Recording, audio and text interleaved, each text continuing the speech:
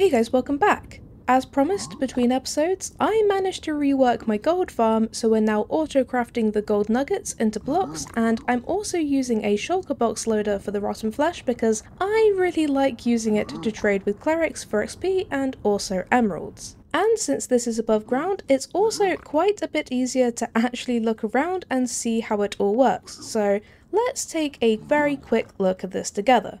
So, the first thing we needed to do was separate out the gold from the rotten flesh.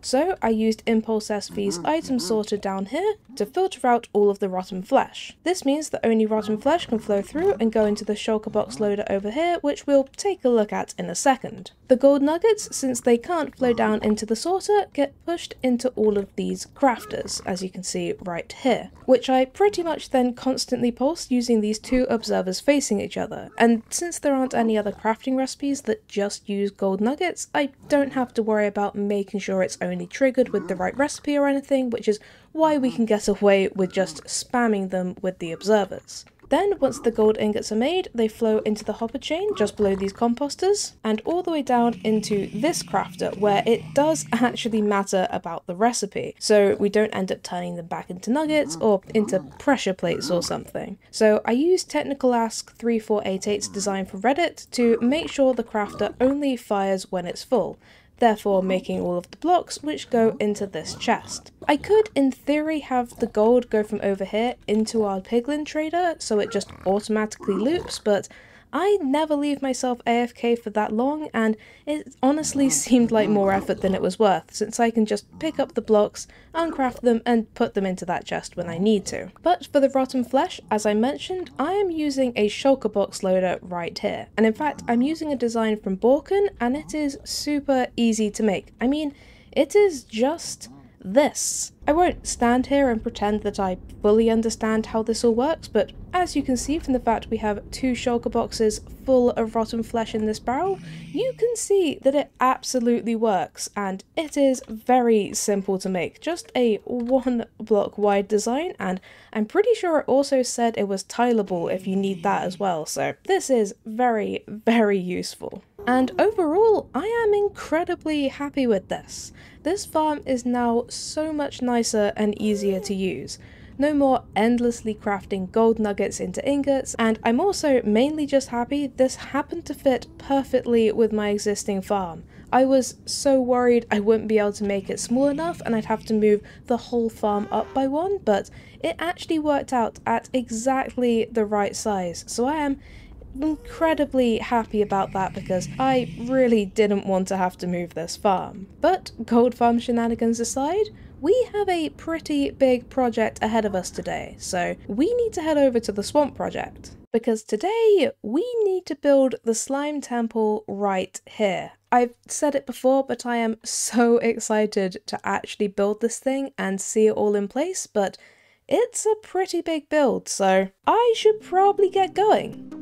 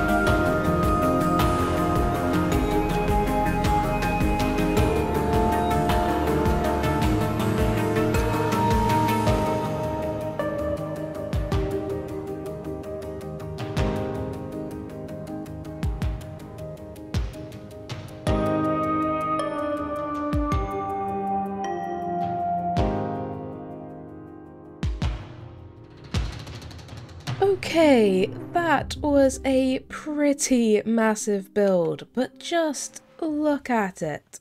I am so incredibly happy with this. I honestly might like it slightly more than the Witch Temple. It's just got a certain vibe to it, which I absolutely love. And I mentioned before about wanting this side of the island to be a little bit more weathered, and you can see bits of this in the temple where we've got some missing bricks and bits that have just started to crumble a bit. But it's also generally just a little bit of a rougher build, and that's because I felt like when this temple was built, the tools at their disposal would probably have been a bit less advanced, and so some of the bricks they would have built with would be a little bit more uneven in places, hence using some stairs to just try and add some variation in, which I think really works. But honestly, my favourite thing about this build is the leaves and the way they blend into the building. I spent quite a while trying to work out the best way to do this because I knew I wanted this temple to feel more mossy and overgrown, but just having the leaves felt very manufactured and they felt more placed than part of the natural state of the build. So I messed around with ways to try and make the leaves feel more embedded, and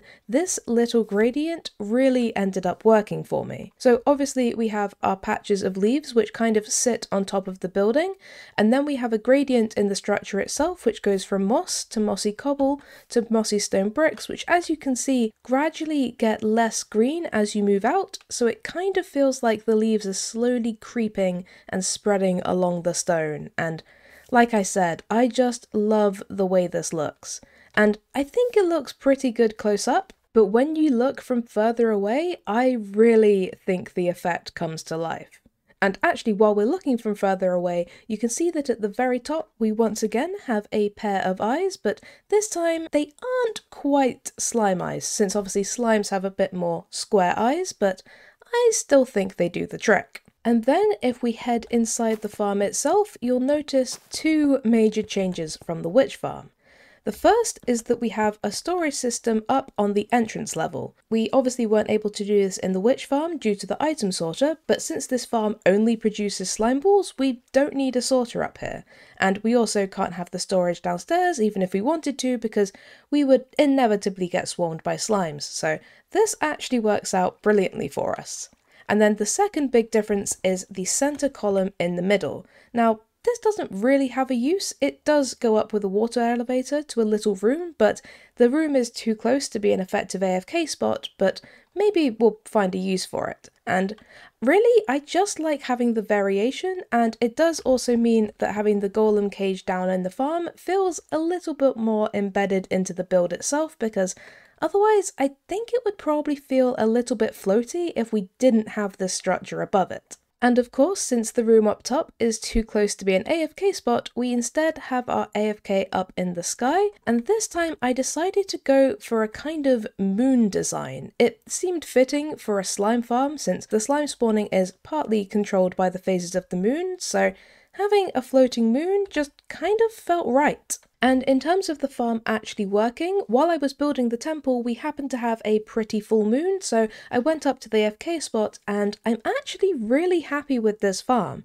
Sure, it's not the most efficient. I'm sure I could have made something in a slime chunk or using the new potions, which would have been a lot faster, but honestly, this is actually much more effective than I expected. I did notice that sometimes the iron golem seems to get a bit stuck and not attack anything for a minute or two, but overall we get a good amount of slime spawning, especially considering this was before I'd fully spawn-proofed, so we were getting other slime spawning outside the farm, and also some regular mobs spawning on top of where I was currently building, and we get a good amount of slime balls. And honestly, I don't really need anything super fast. I'm not out here building slime block flying machines day in and day out. I just needed some slime that I could get pretty easily, and I love having multiple reasons to come to this project, so this is working out brilliantly for us. And I am just so happy with this. Today, we not only improved our gold farm, we also built possibly one of my favourite things I have made so far. And with this built, we actually have both of our functional elements to this project. I mean, obviously there is plenty more I want to do on this island, but in terms of the main purpose, we now have both of them completed, which is fantastic, because now we can get as much redstone and glowstone and slime balls as we want. But I can't lie, I'm pretty tired now. This temple is surprisingly large and took quite a long time to build, let alone design, so I think I'm going to leave this episode here. I think next time I want to build our portals for this island because I am getting very tired of flying between here and my base when I need some more materials, so that could be quite fun, and maybe we'll get up to something else as well. We'll just have to wait and see. So, until then, thank you guys for watching. I hope you have a great day, and I'll see you next time. Bye!